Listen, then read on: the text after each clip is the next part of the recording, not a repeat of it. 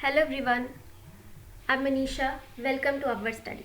तो आज का वीडियो आपके लिए बहुत ज़्यादा इंपॉर्टेंट रहने वाला है, क्योंकि इसमें हम बात करेंगे एचपीपीएससी की लेटेस्ट नोटिफिकेशन की, जो कि अभी अभी रिलीज़ हुई है। ये नोटिफिकेशन आज ही जारी की है एचपीपीएससी ने, और इसमें हम देखेंगे कि आपके लिए इम्पॉर्टेंट चीज़ें क्या हैं। तो आप अब एचपीएस की अगर तैयारी कर रहे हैं तो उसका फॉर्म फिल आप कर सकते हो, और इसका जो लास्ट डेट है वो है 15 जून तक। तो 15 जून तक ये जो है वो एप्लीकेशन फॉर्म भरे जाएंगे। तो आप जल्दी से जल्दी इनको भर लीजिए, क्योंकि बाद में साइट्स का कुछ प्रॉब्लम रहता है, तो इसको आप देख लीजिएगा एक बार। दूसरी चीज़ मैं आपको बताना चाहूँगी कि यहाँ पर बताया जा रहा है कि आपका इंस्ट्रक्शन में बताया गया कि आपको क्वालिफिकेशन के हिसाब से जो भी है एसेंशियल क्वालिफिकेशन का जो क्राइटेरिया है, एज प्रूफ हो गया, कैटेगरी सर्टिफिकेट हो गया, अगर आपको लगता है तो वो ये सारी चीज़ें आपको बताई गई हैं बेसिकली। इसके अलावा जो इम्पॉर्टेंट चीज़ रहती है, मैं उसकी बात करूँ तो यहाँ पर जो है वो यही बताया जा रहा है कि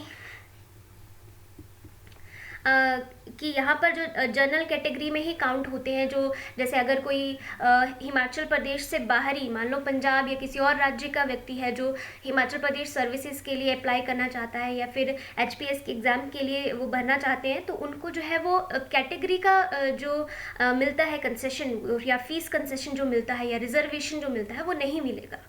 उनको भी बेसिकली जो है वो जनरल कैटेगरी में ही काउंट किया जाएगा। तो एक तो आपके लिए ये इम्पॉर्टेंट चीज़ है।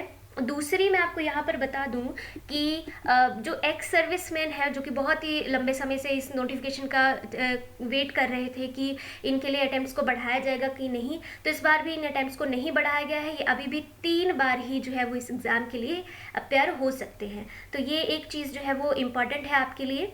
दूसरा कि जो आपके लिए अभी तक जो एग्ज़ाम का डेट है वो नहीं बताया गया है कुछ भी नोटिफिकेशन में ऐसा, बट बाकी जो चीज़ें हैं वो ऑलमोस्ट जो है वो आपको पता है कि सेम ही रहती हैं। इन केस अगर कोई डिस्प्यूट अराइज हो जाता है तो वो शिमला जुरिडिक्शन को ही जाता है, शिमला कोर्ट में ही उसकी सुनवाई वगैरह होती है। तो ये कुछ इंपॉर्टेंट चीज़ें यहाँ पर बताई गई हैं। इसके अलावा आपको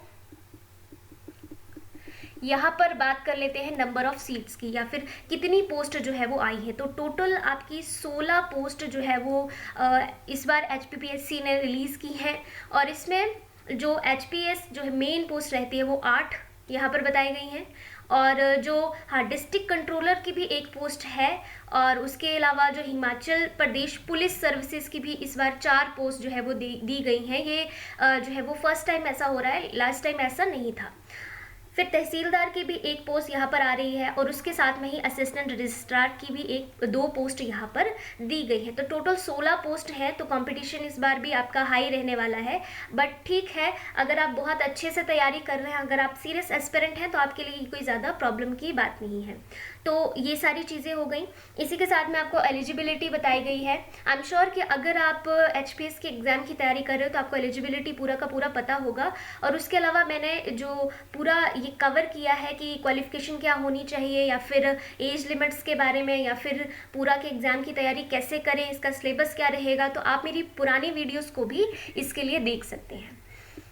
तो ये चीज़ें आपकी कुछ इंपॉर्टेंट इसमें बताई गई हैं। इसके अलावा जो एग्जामिनेशन के सेंटर्स कहाँ कहाँ होंगे, तो पूरे हिमाचल प्रदेश में ही इसके सेंटर बताए गए हैं, जैसे बिलासपुर, चंबा, हमीरपुर, कांगड़ा हो गया, धर्मशाला, पालमपुर, मंडी, शिमला, नाहन, सोलन और ऊना और सुंदरनगर। तो ये जो भी आपको नियरेस्ट ठीक लगता है, आपको ये भी इसमें भरना होगा, तो आप इसमें ये डाल सकते हो।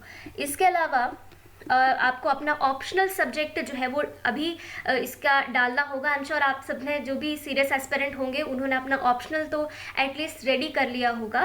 तो आप सबके लिए अभी वो समय आ गया है कि आप अब इसका रिवीजन करना स्टार्ट कर दीजिए। बाकी सब चीज़ों का जो रिवीजन है वो स्टार्ट कर दीजिए, और साथ में आप करंट अफेयर्स के साथ में अपडेटेड रहिए, नई नई चीज़ों को पढ़ते रहिए। और अभी आपको प्रीलिम्स पॉइंट ऑफ व्यू से जो है वो स्टडी स्टार्ट कर देनी चाहिए। ये समय आपके लिए बहुत ही अच्छा है। अब क्योंकि एग्ज़ाम का भी पता नहीं कि कितने टाइम तक ये और डिले होगा या कब तक होगा, तो आपके लिए ये चीज़ अच्छी है कि आप अपनी तैयारी को और भी ज़्यादा बेहतर कर सकते हो। इसी के साथ मैं बात करूँ फ़ीस की, तो जनरल कैटेगरी और जो अदर स्टेट के कैंडिडेट्स होंगे उनके लिए 400 रुपया जो है वो इस एग्जामिनेशन की फ़ीस रहेगी।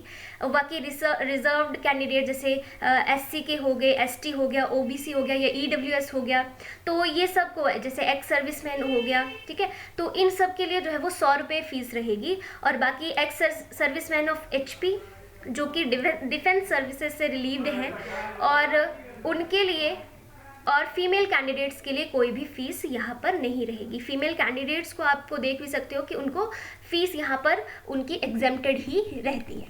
तो ये सारी चीज़ें हैं जो कि आपके लिए इम्पॉर्टेंट है। और बाकी आपको अगर सिलेबस से रिगार्डिंग आपको इन्फॉर्मेशन चाहिए तो आप मेरी प्रीवियस वीडियोस को देख सकते हो। Thank you.